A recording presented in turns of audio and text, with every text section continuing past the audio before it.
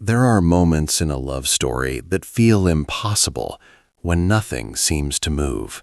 No messages, no signs, no clarity. The silence stretches so long that it begins to feel like a verdict. You replay old conversations, analyze every last word, and wonder if what you shared has quietly died.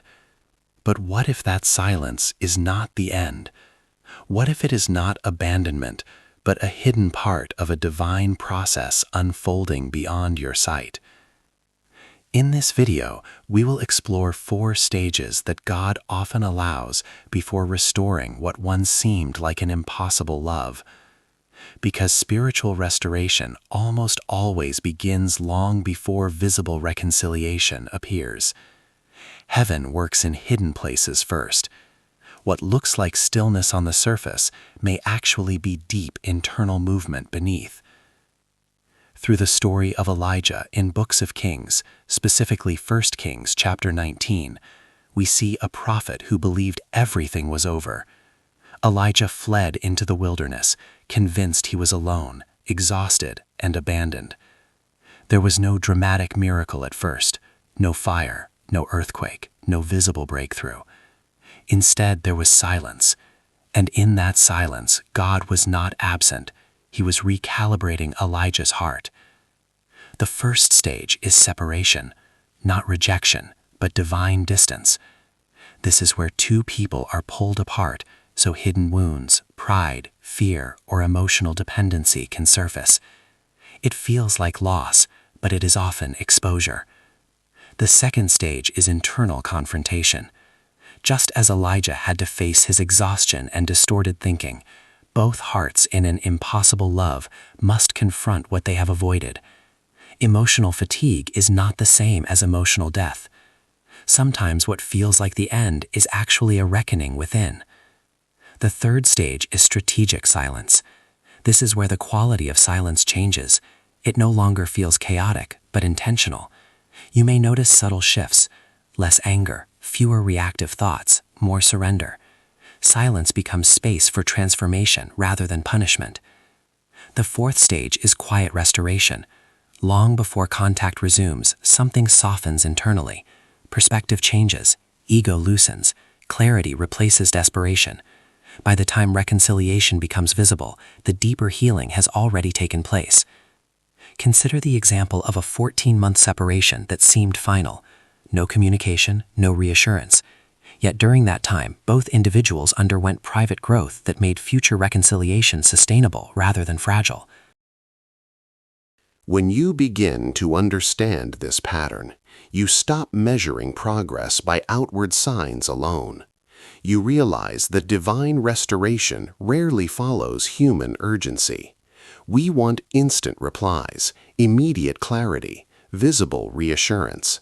But spiritual processes unfold in layers, not in notifications. In Elijah's journey in 1 Kings 19, after the wind, the earthquake, and the fire passed, God spoke in a still, small voice. That detail is not accidental. The transformation did not come through dramatic external events, but through quiet, internal alignment. In the same way, the restoration of impossible love often begins with subtle shifts in perception rather than sudden declarations of reunion. The fifth hidden movement, though not always named, is purification of motive. During prolonged silence, your reasons for wanting the relationship are tested. Is it fear of loneliness, ego, the need to prove something? Or is it truly love rooted in growth and surrender? Time has a way of refining desire. What survives the fire of waiting is rarely superficial. Then comes emotional stabilization. Early in separation, emotions are volatile. Hope one day, despair the next. But as healing deepens, your inner world becomes steadier. You no longer react to every memory. You no longer interpret every coincidence as a sign. Peace begins to replace panic. That peace is often the clearest indicator that something divine is restructuring you. Another sign is the shift from control to trust. At first, you may try to force outcomes, checking social media, asking mutual friends, drafting unsent messages. But gradually, you release the need to orchestrate events. You understand that if reconciliation is meant to occur, it will not require manipulation. What is ordained does not need to be chased. This is where many misunderstand the process. They assume that silence means indifference, but divine silence is different from human neglect. Human neglect drains you. Divine silence matures you. One leaves you anxious and diminished. The other, though painful, leaves you wiser and stronger. You may even notice that you are no longer the same person who first experienced the separation. Your identity becomes less attached to the outcome. You begin building your life again, pursuing purpose, deepening faith, strengthening boundaries. Ironically, it is in this independence that love becomes possible again, not as dependency, but as partnership. And this is where the deepest transformation happens, when you no longer wait in desperation, but in alignment. There is a sacred difference between waiting anxiously for someone to return and waiting peacefully because you trust that whatever is meant for you cannot miss you. In prolonged separation, God often restores something even more important than the relationship itself, your inner foundation. You begin to rediscover who you are outside of the emotional attachment. Your prayers change. At first, they may have sounded like, "Bring them back," but over time they become, "Shape me, refine me, prepare me." That shift alone signals spiritual maturity. Think again of Elijah in 1 Kings. Before God reassigned him to his next mission, Elijah had to rest, eat, and regain strength. Restoration did not begin with confrontation, it began with care. In the same way, divine love restoration often begins with personal restoration. God tends to the exhausted heart before reuniting it with another. Another sign of this stage is detachment without bitterness. You may still love them, but the sharp edge of pain softens. You stop rehearsing what went wrong. You stop imagining worst-case scenarios. Instead, you hold the situation loosely. That looseness is not indifference, it is trust. You also start recognizing synchronicities differently. Instead of obsessively searching for signs, you notice internal confirmations. Dreams that bring peace instead of anxiety. Thoughts that feel calm rather than urgent. The quality of your intuition changes. Fear-based imagination is replaced by grounded discernment. At this point, even if reconciliation does not happen in the way you once expected, you realize something profound. The silence was never wasted. The months apart were not empty. They were formative. 14 months of separation, for example, may look like stagnation to outsiders. But beneath the surface, habits were breaking, perspectives were shifting, identities were stabilizing. Divine restoration is never rushed, because rushed foundations collapse. When God rebuilds something, He rebuilds it differently. Stronger boundaries, clearer communication, healthier emotional regulation. What returns, if it returns, does not resemble what was lost. It carries depth that only time and refinement could produce. There is a sacred paradox hidden in this journey. The more you release the outcome, the more prepared you become for it. When you cling tightly, fear drives you. When you surrender wisely, faith steadies you. And faith creates space for something deeper than mere reunion. It creates space for alignment. In this final phase of the process, you begin to sense emotional neutrality, not coldness, not detachment born of pain, but stability. You can think of them without spiraling. You can imagine either outcome, reconciliation or redirection, without collapsing. That stability is often the clearest evidence that divine work has already taken root within you. Many people misunderstand this stage. They think, if I'm no longer desperate, does that mean I don't care? But the opposite is true. Desperation is not love. It is fear of loss. Mature love is steady. It does not beg. It does not chase. It stands in dignity and trusts divine timing. You may also notice that your focus shifts toward purpose. Instead of centering your days around waiting, you invest in growth, your calling, your health, your spiritual life. This is not distraction, it is preparation. God rarely restores a relationship into the same emotional environment where it once broke. He expands you first. Another powerful sign is forgiveness that feels genuine rather than forced. You no longer need to replay old arguments. You no longer crave vindication. You understand that both of you were navigating wounds you did not fully see at the time. Compassion replaces blame, and compassion changes everything. At this stage, even communication, if it resumes, feels different. It is calmer, less reactive. There is more listening than defending, more clarity than confusion. If reconciliation occurs, it no longer feels like a dramatic rescue from loneliness. It feels like a conscious choice between two healed individuals. And if it does not occur, something equally profound has happened. You are no longer defined by what did not return. You stand whole. You trust that what is aligned with your growth will remain, and what is not will gently fall away. The silence that once terrified you now makes sense. It was not punishment. It was preparation. It was the quiet workshop where ego softened, fear dissolved, and faith matured.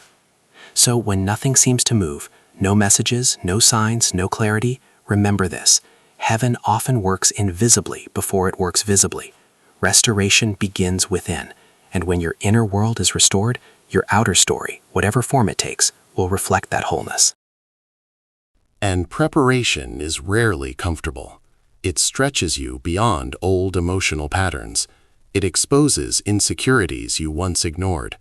It confronts attachment styles you never questioned. But this discomfort is not destruction. It is refinement. There is a moment in every divine restoration process when you stop asking, "When will this change?" and begin asking, "Who am I becoming through this?" That question shifts everything. It moves you from passive waiting to intentional growth, from anxiety to awareness. You begin to notice how silence has trained your emotional endurance. In the beginning, one day without contact felt unbearable. Weeks felt like suffocation. Months felt like finality. But somewhere along the way, you learned to breathe again. You learned that your stability does not depend on constant reassurance. That lesson alone reshapes your capacity for future love. You may also recognize how your perception of impossible has evolved. What once seemed like a closed door now feels like a chapter under revision. Divine processes rarely follow linear timelines. They spiral, they revisit, they deepen. What appears delayed may actually be synchronized in ways you cannot yet see. In this season, discernment sharpens. You no longer romanticize the past blindly. You see both the beauty and the dysfunction. You acknowledge the connection, but you also acknowledge the misalignment that once existed. This clarity protects you from repeating cycles. Another subtle but powerful transformation is your relationship with uncertainty. At first, uncertainty felt like danger. Now it feels like mystery. You understand that not knowing does not equal losing. It simply means the story is still unfolding. And here is something many overlook. Divine restoration is not only about bringing two people back together. It is about aligning timing, character, maturity, and purpose. If one heart grows while the other resists growth, the separation may extend, not as punishment, but as protection. If reconciliation comes, it will feel anchored rather than frantic. There will be fewer dramatic swings, fewer emotional ultimatums. Conversations will carry responsibility instead of accusation. Love will feel chosen, not clung to.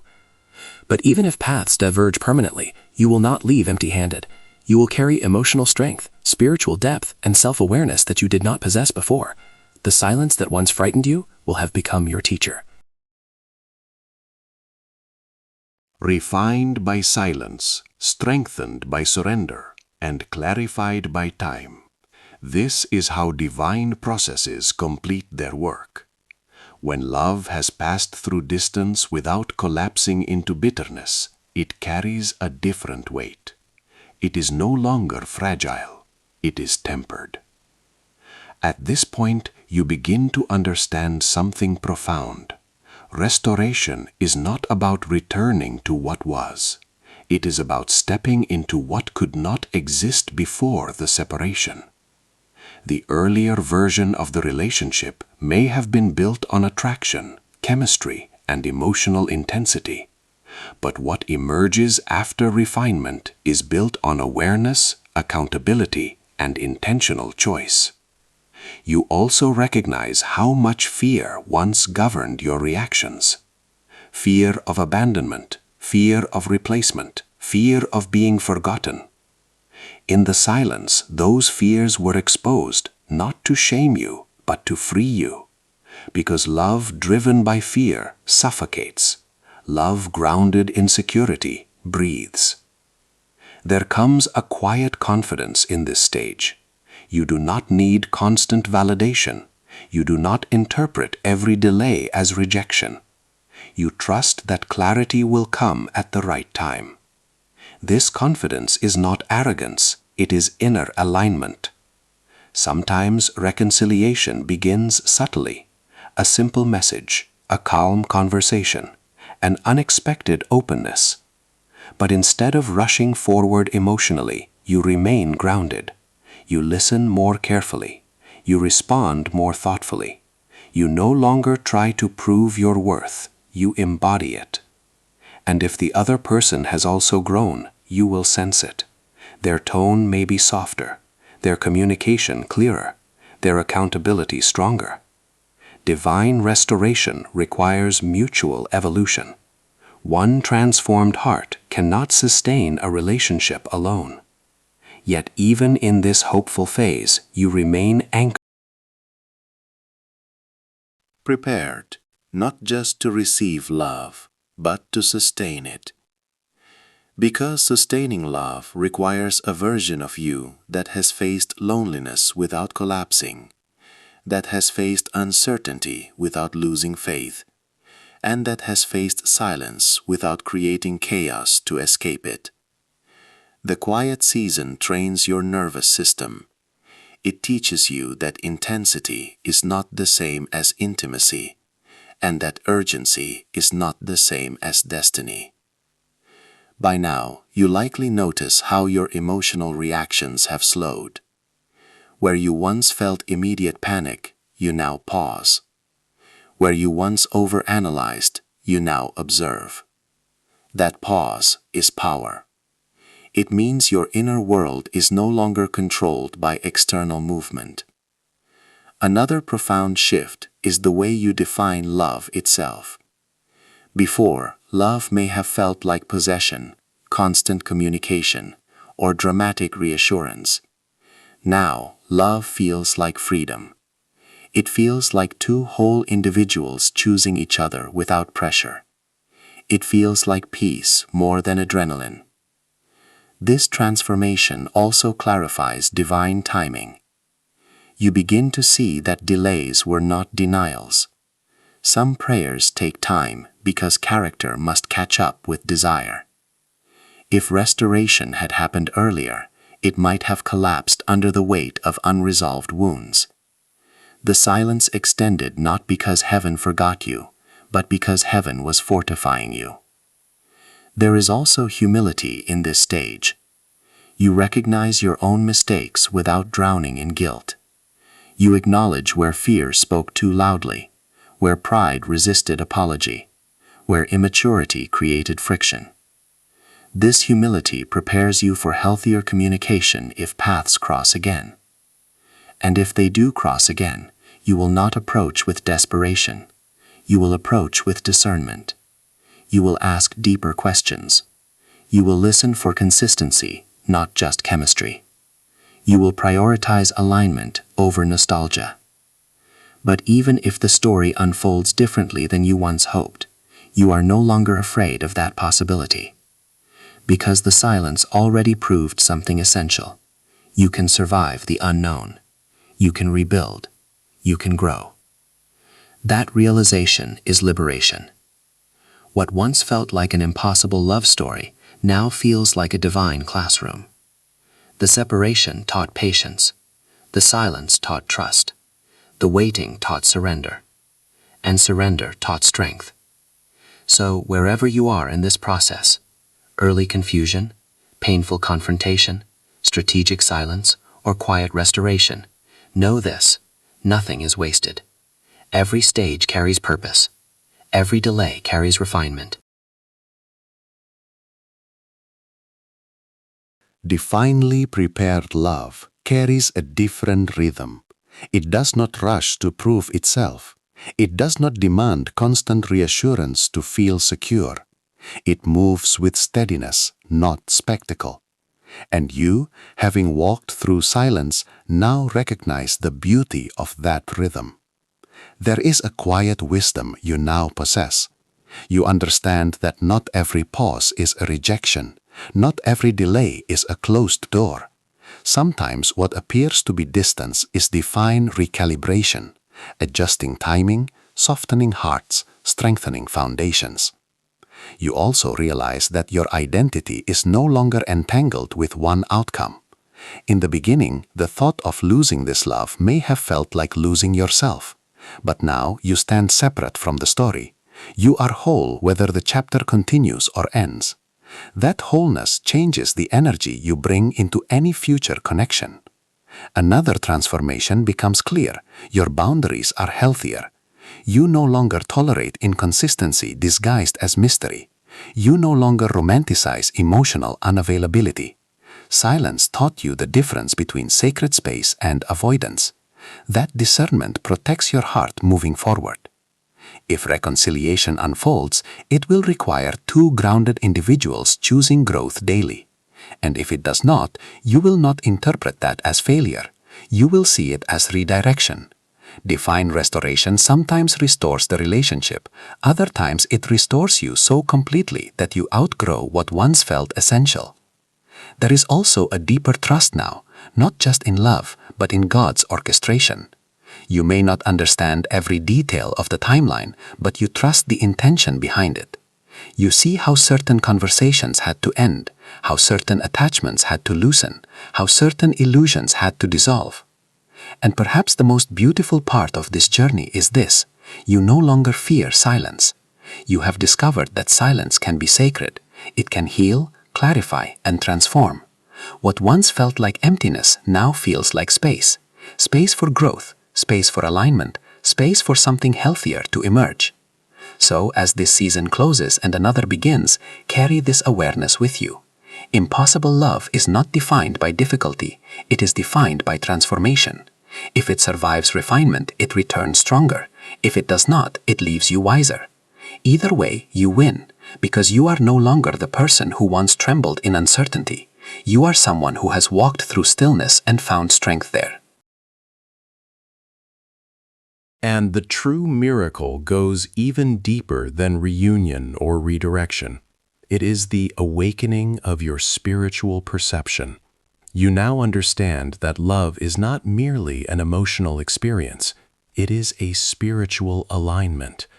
It requires readiness of heart, maturity of character, and clarity of intention. There was a time when you thought movement meant progress, messages meant hope, silence meant loss. But now you see beyond surface signals. You discern energy, consistency, and depth. You measure connection not by frequency, but by foundation. This awareness changes how you wait. You no longer wait in fear. You wait in faith. And faith is active, not passive. It builds, it strengthens, it prepares. While nothing seemed to be happening externally, everything was being reorganized internally. You have also learned to separate fantasy from reality.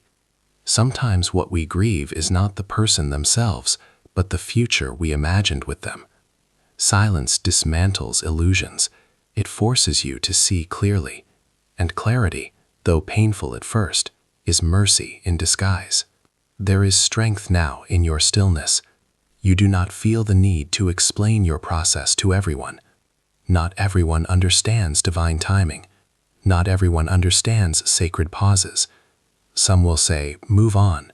Others will say, fight harder. But you have learned to listen inwardly. Because restoration, if it is meant to unfold, will not require you to abandon your peace to obtain it. And here is the final truth. Divine love does not confuse you endlessly. It may stretch you, it may refine you, but it ultimately brings clarity. When something is aligned with your growth, it will not constantly pull you away from your center.